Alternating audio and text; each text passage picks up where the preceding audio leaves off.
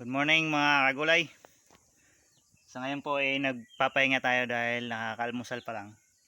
Ngayon ang ginawa natin habang nagpapahinga ay naglagay po tayo ng lupa sa seedling tray natin at nilagyan natin ng sili. Isang sachet po ng sili yung nilagay ko. Ayun. Ngayon nakapaglagay po tayo ng 4 na tray. Ayun, 1, 2, 3, 4. Nalagyan ko na po ng buto.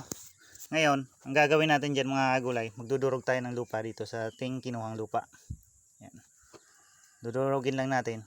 Tapos, ang gagawin ko dyan mga gulay, habang may durog dun, ibabaon ko lang ito ng gunti, ang ganyan. Yan. Kamay ko. Yun, nasama yung isa. Yan, gaganyan lang natin yan ng konti mga gulay. Sama na. Yan. Tapos, pagkatapos niyan mga gulay may ganyan. Tatabunan lang natin ng konti ng lupa. Ganyan. Konting-konti lang mga gulay. Yung matabunan lang sila. Kasi pag marami tayong tinabon diyan, tapos na pailalim sila ng husto, nahihirapan silang tumubo. Kaya kailangan konti lang. Ayan.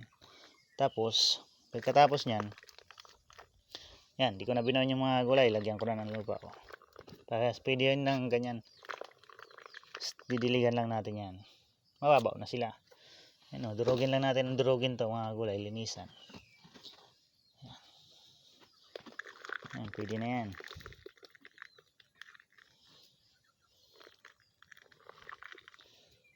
Pag nadiligan natin yung mga gulay, babaw na yan.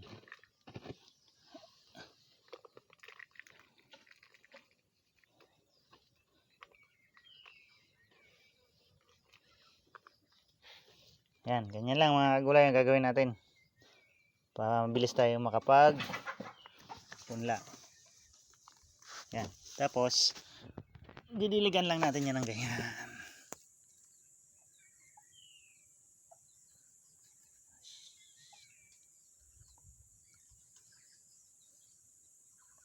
Yan.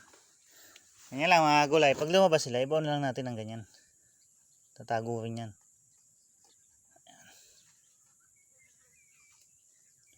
Naparami kasi yung dilig. Ayan. Ganyan lang mga gulay. Diligan lang natin ng ganyan. Tapos na.